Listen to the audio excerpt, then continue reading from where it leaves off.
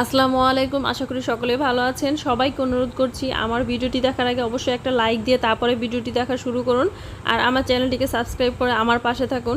এখানে আমি একটা রুম টেম্পারেচারে থাকা ডিম নিয়েছি। ডিমটা আমি ভালোভাবে ফেটিয়ে নিচ্ছি। কেউ চাইলে এখানে কাঁটা চামচ দিয়েও কিন্তু ফেটিয়ে নিতে পারে, তাতে কোনো সমস্যা নাই। মোট কথা ডিমটা ভালোভাবে ফেটিয়ে নিতে হবে।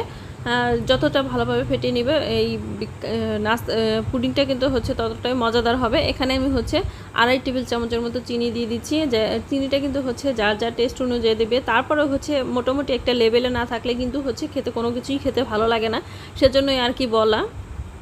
কেউ চাইলে যেরকম মিষ্টি খান সেরকম বাড়িয়ে কমিয়ে দিয়ে নেবেন।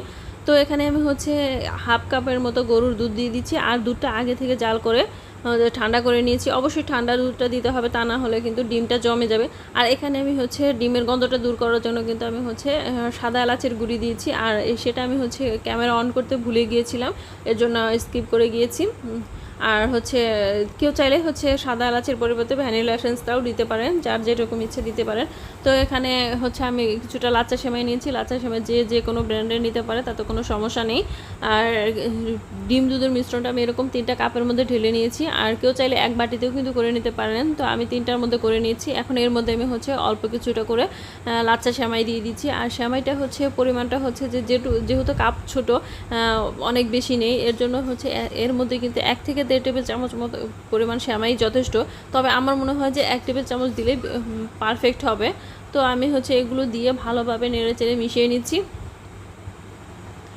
যাতে সেমাইটা উপরে ভেসে না থাকে, যে দুধের সাথে মিশিয়ে নিই। তো এর জন্য ভালোভাবে চামচ দিয়ে এখানে মিশিয়ে দিতে হবে। তো এখন আমি এগুলো কিছুক্ষণ রেখে দেওয়ার পরে এখন আমি এগুলো চুলায় বসিয়ে দেবো। চুলায় আগে থেকে আমি একটা প্যানের মধ্যে স্ট্যান্ড দিয়ে তারপরে কিছুটা পানি দিয়ে বসিয়ে রেখেছি। এখন আমি এগুলো প্রথমে হাই হিটে রেখে বলক আসা পর্যন্ত অপেক্ষা করব। তারপরে যে মাঝারি আছে 15 থেকে 20 মিনিটের মতো ঢাকনা দিয়ে ঢেকে বাপিয়ে নিব। তো চেক করে দেখাচ্ছি যে কাঁটা চামচের মধ্যে কিন্তু লাগেনি, তার মানে হয়ে গিয়েছে। তো এখন আমি এগুলো নামিয়ে ঠান্ডা হতে দিব।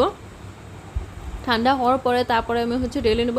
কখনও কিন্তু গরমটা সঙ্গে সঙ্গে ঢালতে যাবে না, তাহলে কিন্তু ভেঙে যাবে, ভালো হবে না। তো আমি ঠান্ডা হওয়ার পরে তারপরে এভাবে ঢেলে নিয়েছি।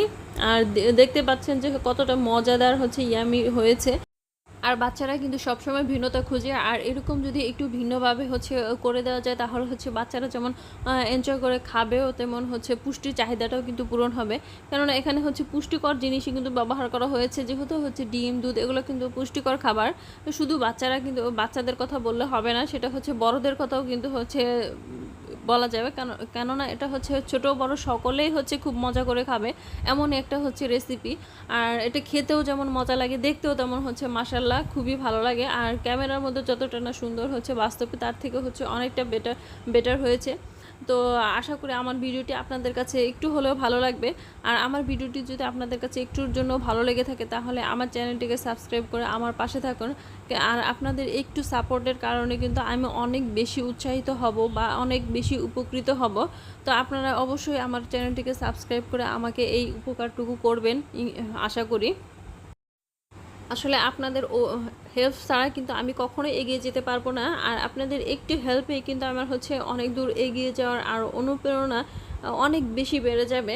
আর কেউ আসলে কারো সাপোর্ট ছাড়া কখনো এগিয়ে যেতে পারে না, একজন আরেকজনের জন্য প্রয়োজন, এটাই দুনিয়ার নিয়ম। Thank you.